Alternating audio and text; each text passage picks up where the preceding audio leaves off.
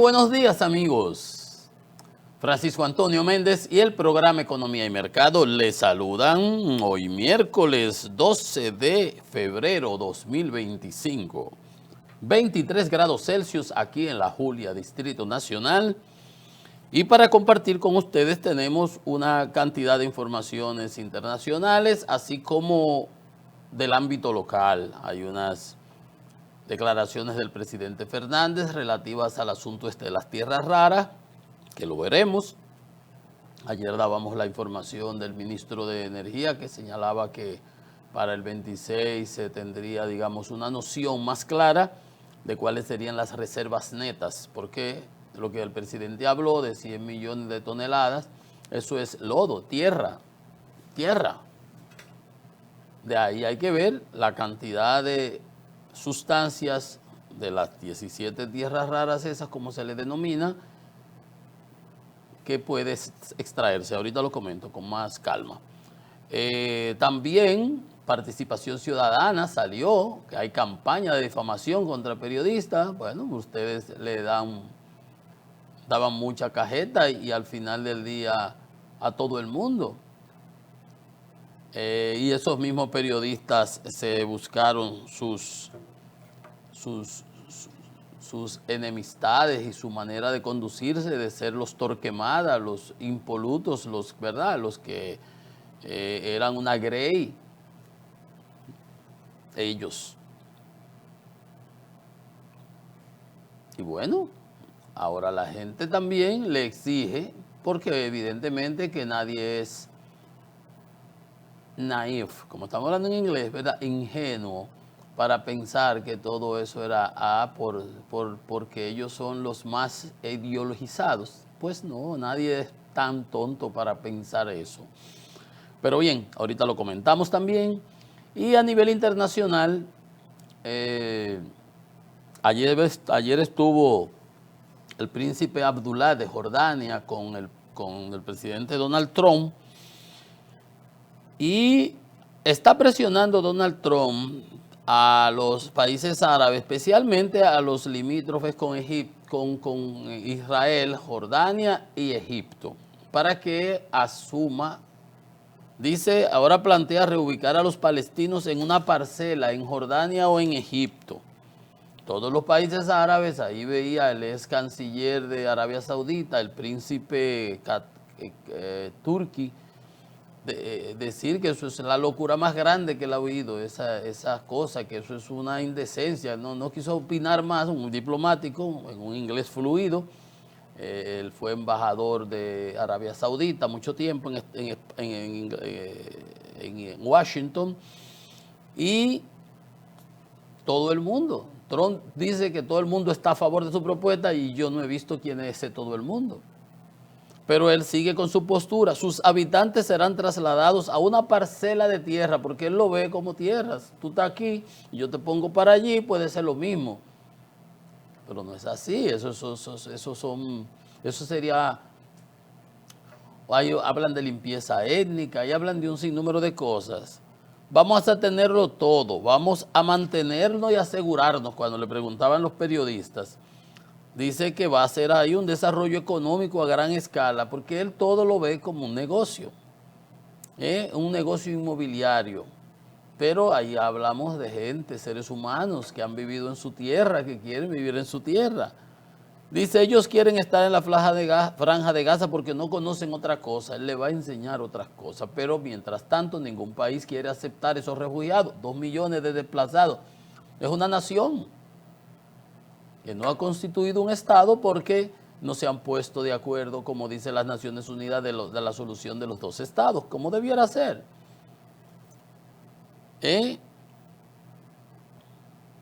Y hay un amplio rechazo en todo el mundo árabe y en todo el mundo. Pero Trump dice que no, que mucha gente le gusta su propuesta, brillante, que nada más la ve él. Y los otros que están a su alrededor que tienen que aplaudir, como cuando el que está pagando en un colmado. Cuando un tipo está pagando en un colmado, todos los lambones que están alrededor le celebran los chistes. Nadie se atreve a decir que no, porque después que él dice eso hay que buscarle la narrativa, hay que buscarle el bajadero, hay que buscar cómo presentarlo lo menos indecente posible, porque esas cosas Hay gente que así es que lo ha catalogado. Por ahí y más. Y hasta usando términos diplomáticos, porque es una cosa fuera de todo contexto. Serán trasladados a una parcela de tierra en Jordania y Egipto. Egipto no quiere, Jordania no quiere, nadie lo acepta, nadie lo digiere eso. Pero entonces como Egipto y Jordania dependen de las ayudas a través de la AID y de la colaboración militar y todo que Estados Unidos le brinda, ahora le amenaza con cortar la ayuda. El príncipe turquí decía que eso es lo que va a provocar es un baño de sangre mayor. Ya los gazatíes, los de Gaza, no, los Hamas, ya en las guerras, cuando va a suceder algo en el frente de batalla, todas las comunicaciones cesan. Eso es algo que se usa, sintomático.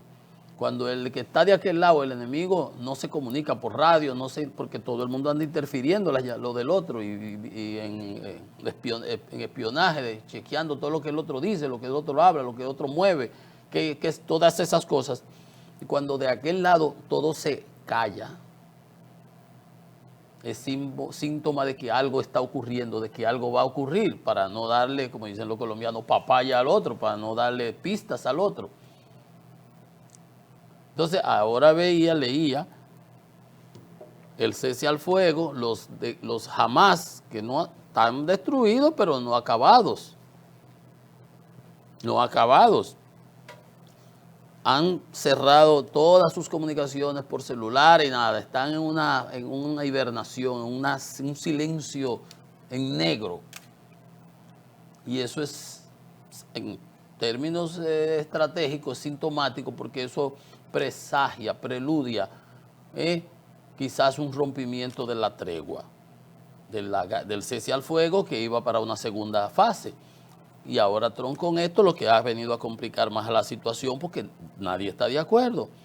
Ellos quieren estar en la franja de Gaza porque no conocen otra cosa, según Trump, según él, como él ve la vida. Sus habitantes serán trasladados a una parcela en Jordania o en Egipto, en una parcela, 2 millones de personas. La Nakba, que decían ellos, el desastre que hubo aquella vez que los expulsaron de sus tierras. Entonces, eso va a seguir generando problemas. Eso a lo externo. A lo interno firmó el decreto para reducir la administración, a Moss dándole más poder. Tienen como 25 juicios de jueces y ya acabando con los jueces también. El Departamento de Eficiencia, que dice que la administración federal la van a destruir. Ustedes se recuerdan que dijeron que no están de acuerdo con el Project 2025. Pues ahora se está aplicando todo para que mucha gente está viendo ahora la realidad con sus propios ojos. Reducir el tamaño de la administración, eliminar Ministerio de Educación y un sinnúmero de cosas, ayudas y sociales y todo ese tipo de cosas. Que la administración pública es una cuarta rama no electa. Dice que son controles de sentido común para reducir gastos innecesarios. ¿Tú estarías de acuerdo que hay sitios donde es posible? Que él no se beneficia de nada de eso, según Trump, pero él tiene 6 empresas suyas que están bajo investigación de reguladores. Ayer veíamos cómo eliminaron el regulador de Wall Street, de las actividades financieras, y así sucesivamente se han ido eliminando muchas cosas. Entonces, esta gente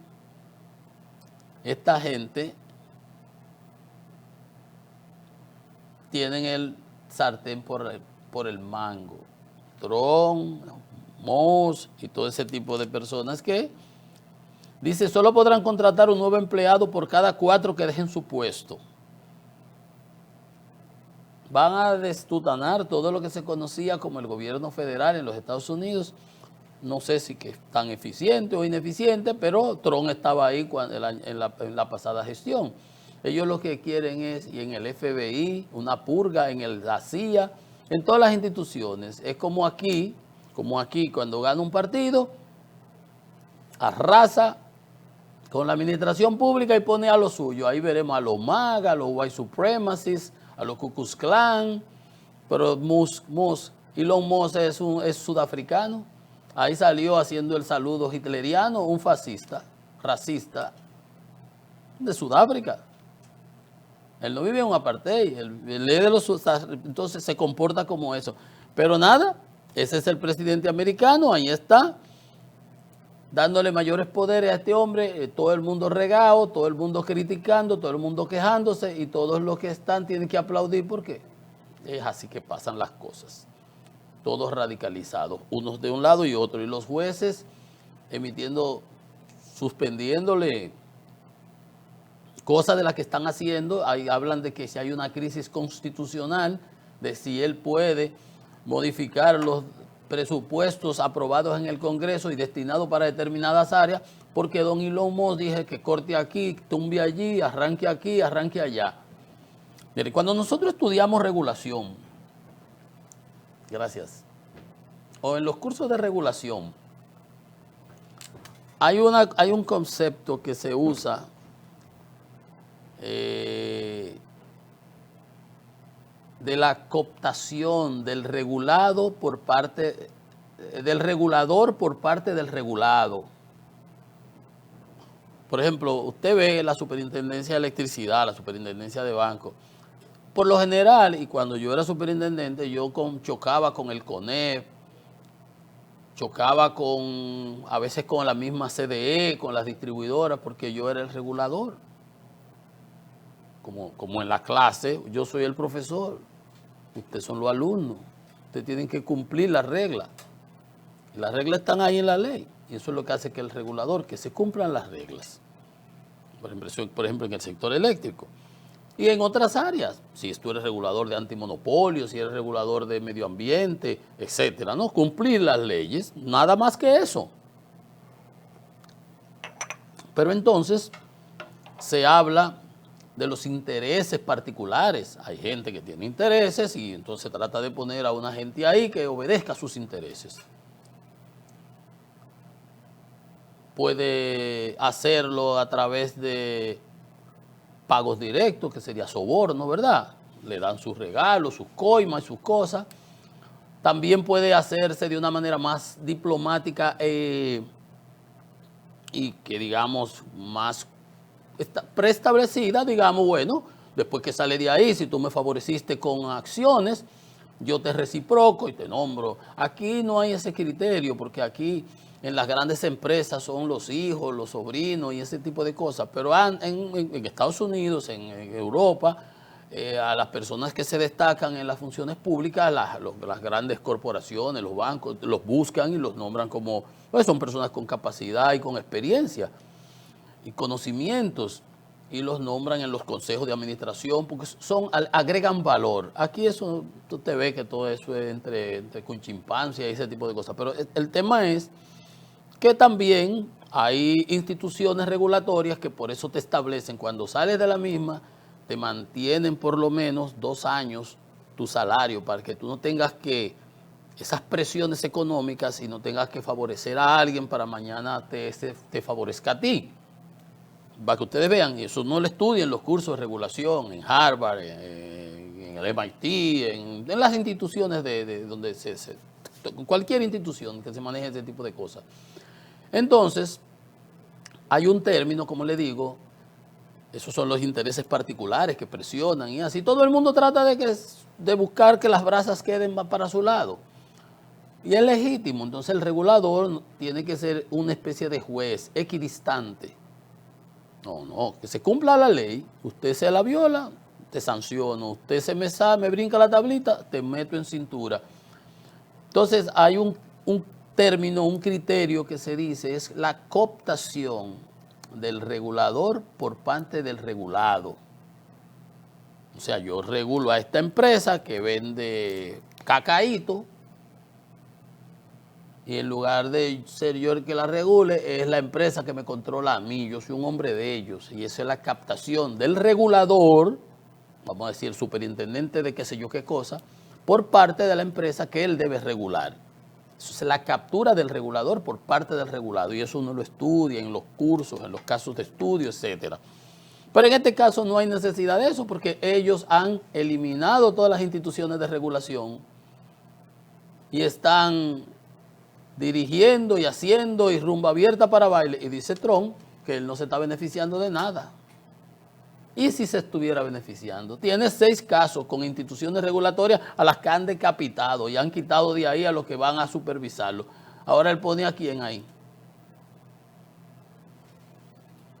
Pero que sigue el sorteo, ellos son blancos, como dice un refrán, y se entienden. Por otro lado, dice Rusia que sí, que ha tenido llamadas con Putin, entre Putin y Trump, y el mismo Trump lo confirmó. Ellos vienen hablando desde la campaña. Ahí salió en la pre-campaña, en la campaña electoral, que ellos habían comunicado más de 7 veces.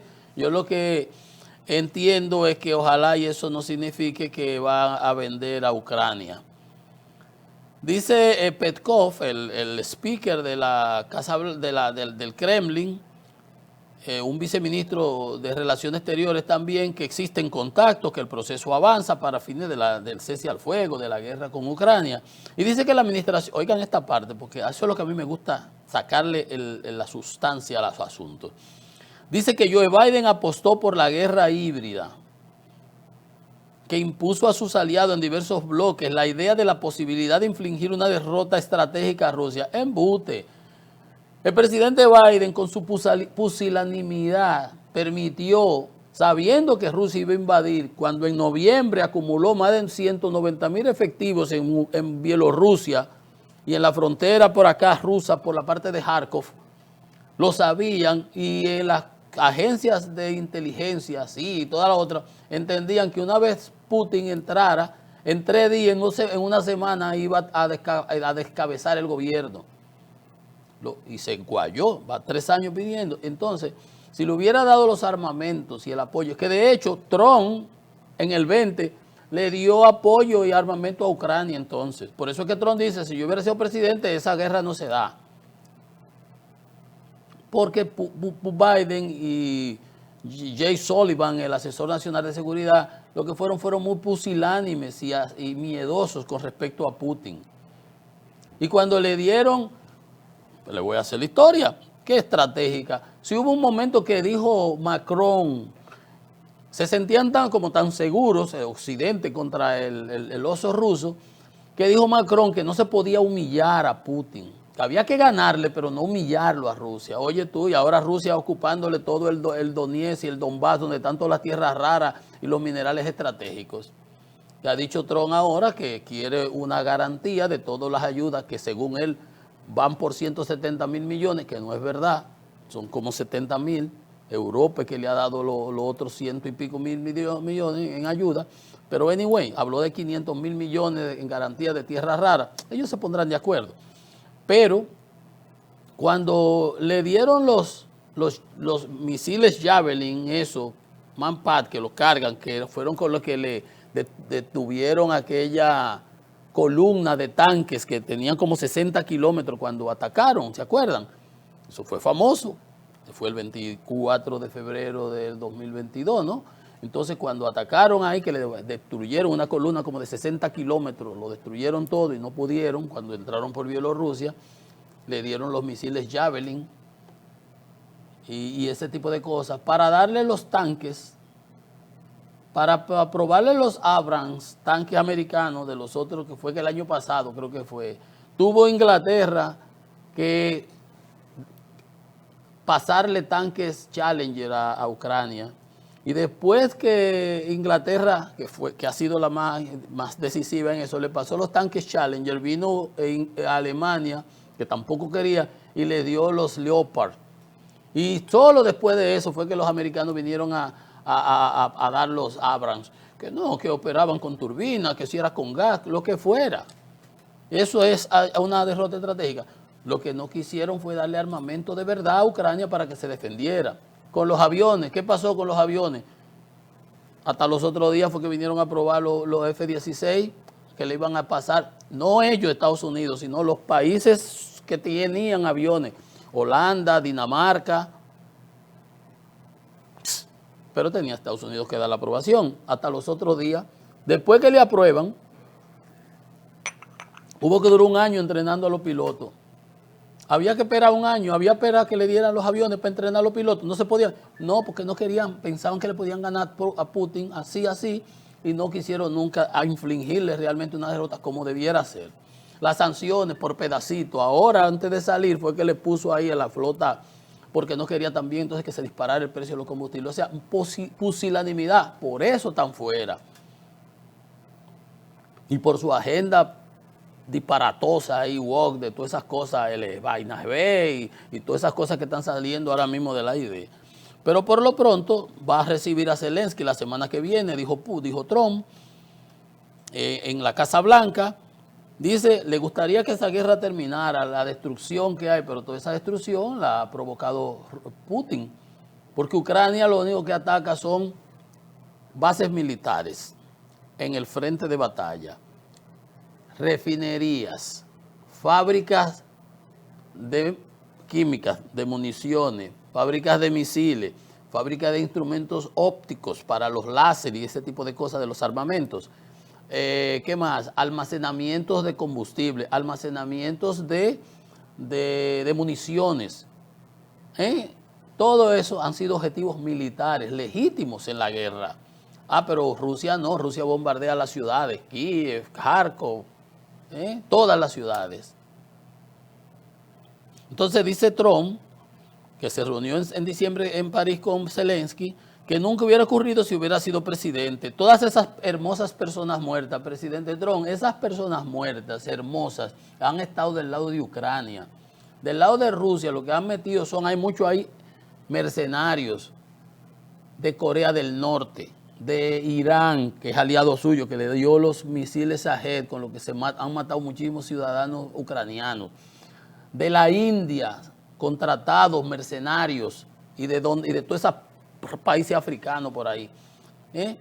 A los criminales de las cárceles rusas los sacaron para que fueran a pelear y cuando no quieren ir lo esposan y si se devuelven le entran a tiro y vayan a pelear, a morirse ahí en el frente de batalla. Esos no son hermosas personas, esos son unos criminales de guerra que los ha llevado ahí Putin. O sea, eso usted tiene que verlo de esa manera porque al final del día el aliado suyo es Ucrania, no es Rusia. Y si hay una guerra, usted lo que debe lamentarse porque le maten a los suyos, no porque maten a los otros. Que por demás el otro ha sido el agresor, el otro es el que secuestra a los niños, el otro es que bombardea las ciudades. Ucrania no ha ido a bombardear ciudades. Ucrania no fue que explotó una presa hidroeléctrica para inundarla, para que no pudieran ocuparla. Entonces, usted lo ve muy bonito, ¿verdad? Porque esa relación suya con Putin me tiene a mí chivo todo el tiempo. Pero bueno, así las cosas. Vamos a ver, va Zelensky para allá, habló de las tierras raras, por cierto, que habló de 500,000 millones, que debe ser la garantía, pero Estados Unidos no le ha dado 500,000 millones de ayuda a Ucrania. Pero eso se pondrán de acuerdo. Lo importante, esa parte sí me gustó, es verdad. Quien debe tener acceso a eso debe ser Occidente, porque Ucrania se considera occidental y nunca será parte de Rusia, porque después de esto que ha pasado, en lo absoluto, totalmente, y eso es incompatible, totalmente. Entonces, hablando de tierras raras, el presidente Fernández exigió transparencia al gobierno en el manejo de las tierras raras, porque esa es una riqueza que tendría el país, imagínense. Si China tiene 44 millones de toneladas en reservas probadas de todos estos minerales, de todos estos productos. Entonces, ya se habló, ¿verdad?, de la posibilidad y evidentemente eso hay que explotarlo, eso hay que procesarlo y luego separarlo y ese es un proceso muy sofisticado y obviamente por eso se habló del cuerpo de ingenieros de los Estados Unidos y será obviamente que empresas internacionales que habrán de licitar y ganarse ese tipo de cosas. Dice, exigió la mayor transparencia acerca de las empresas a las que se le confieran los contratos y concesiones. Yo creo que eso es legítimo, ¿no es verdad? Que se incluya en el Consejo de Administración de la empresa minera dominicana que creó el presidente Abinader, que se incluya al Servicio de Geológico Nacional, al Instituto Cartográfico Militar, a la Academia de Ciencias de la República Dominicana, un representante de las instituciones de educación superior de República Dominicana, un representante de la Cámara Minera, uno de la Iglesia Católica y uno de la Iglesia Evangélica en el Consejo de Administración de la empresa minera. Yo creo que todo eso lo que ayuda, lo que hace es que ayuda para que si esas riquezas nacionales mañana se explotan y nosotros tenemos muy buenos beneficios, porque esas tierras, ahora usted ve hablando, eso está donde operaba la Alcoa, American Aluminum Company, Alcoa, en Pedernales, y se fue en los 80, explotaba la bauxita ahí en Cabo Rojo se llama, sí, Cabo Rojo. Entonces, habla de que se establezca un marco regulatorio, eso el presidente Fernández, que se incorpore en la transparencia, que se den becas nacionales a las universidades para que establezcan posgrados y cosas de esas, internacionales también para crear mano de obra calificada y capacitada para esos fines. Es interesante, eso es lo que debemos hacer, correcto. Y yo pienso que este es un aporte que hace al gobierno y el presidente Abinader debiera sopesar, porque esta es una contribución de los técnicos de la Fuerza del Pueblo, que se promuevan becas de maestría y cursos especializados en el extranjero y aquí locales. Porque con mano de obra local habrá de trabajarse. Entonces, miren qué es lo que pasa. Esas tierras raras, que se le llama ahora rara porque contiene esos elementos que tienen unas características particulares que son importantísimas en cuanto a la tecnología actual. Esto ya usted lo ve así y esto es algo común. Hace 30 años, a ver, sí, 20, 90. Yo recuerdo una vez íbamos jugando nosotros tenis en casa de campo, en un torneo. Eso era en los 90. Yo estaba en el Banco Central. Y a un amigo tenía un celular, Miguel. Lo más comparón era Miguel, un abrazo. Miguel tenía un celular y esos celulares, yo me acuerdo, eso era como un bloque de 10. Era una cosa de este tamaño, así de grande. Una cosa larga, sí, era como de este tamaño. Una antena, él hablando ahí, un tipo esperándolo porque empezaba el juego. Y el tipo se incomodó, yo siempre me recuerdo de eso. Y así eran los celulares. Y nada más era para hablar. Pero los celulares míos y tuyos, ¿saben cómo eran? Cuando nosotros éramos muchachitos. Una lata de jugo Victorina con un hilito y uno se lo ponía en el oído y el otro hablaba de allá. Eso eran los celulares, los teléfonos de nosotros, que ni siquiera celulares. Pero ahí empezaba, bajo ese criterio, bajo ese concepto, empezaba todo. Donde yo estudié y era de las instituciones más avanzadas de mi instituto de ciencia y tecnología, las computadoras parecían neveras de doble puerta. Como 10 cosas de esas así, eran unos pájaros gigantescos con unos discos grandísimos ahí. Y la televisión, yo le digo televisión porque las pantallas eran una cosa grandísima. Y le apuesto yo que una computadora de esa, una sala de computación, no tiene la capacidad que tiene este pajarito que yo tengo aquí en la mano. O esta señorita que está aquí. Porque la tecnología ha ido avanzando. Entonces, esas tierras, esos elementos ahora son valiosísimos por sus características. Pero antes eran lodo. Tierra, el lodo. A esa tierra tú le echas agua y lo que se forma es lodo. Ahora eso hay que procesarlo, eso hay que separarlo, eso hay que sacar una especie de consomé de ahí. Y de ahí entonces luego refinarlo. Es como el cacao que nosotros producimos. Yo se lo hice un comentario aquí, ¿recuerdan un día? Nosotros producimos el mejor cacao, es orgánico y todo chulísimo y todo lo que usted quiera. Pero el chocolate fino, vamos a suponer el cacao cuesta 5 y yo lo mando para allá y con esa libra de chocolate de cacao me hacen algo que vale $2,000. Unos chocolates ahí, de ese chin que yo mandé para allá. No sé, digo, estoy diciendo unos números. O sea, allá los procesan, lo patentes, qué sé yo, hacen todo lo otro. Igual con estos materiales. Aquí, cuando se empiecen a procesar esas tierras, mañana, pasado, en el futuro, ¿verdad?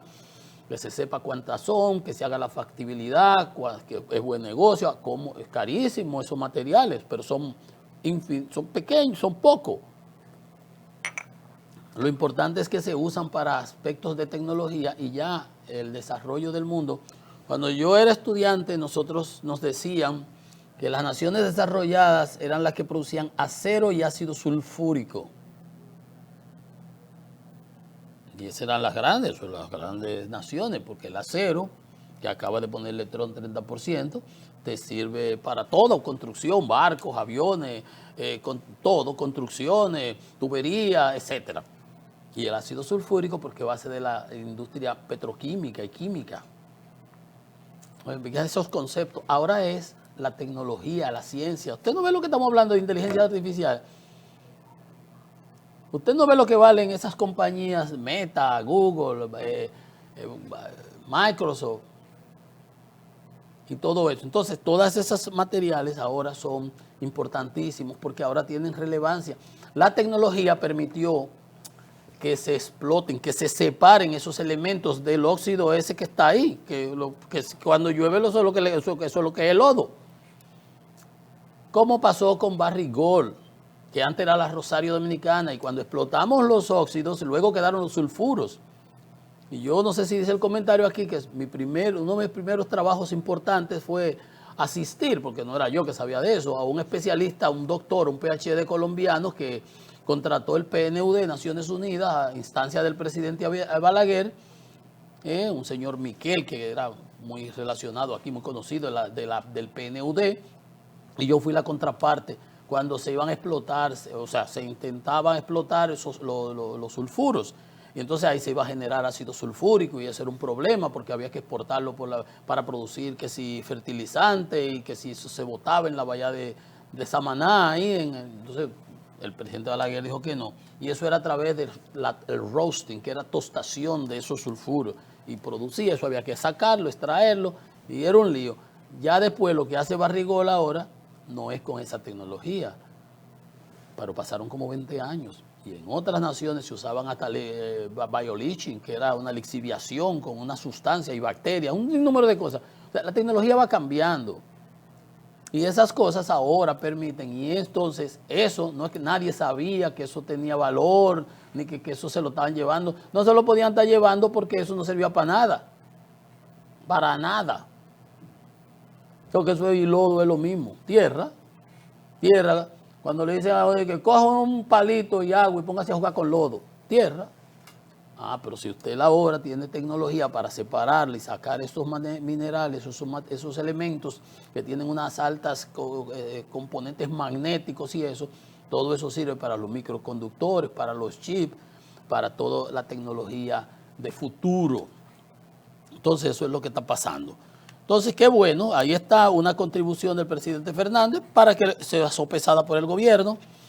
Y ya por otro lado, lo que decía, participación ciudadana, dice, están disponibles auditorías de sus ejecuciones, que que la campaña falsa que está circulando, que todas las auditorías están en sus páginas, están acusando a los que están sometidos de corrupción de estas campañas. Pues mire, yo nunca he estado ni con aquello y critico la corrupción igual que ustedes, pero a mí nadie me ha pagado nunca nada.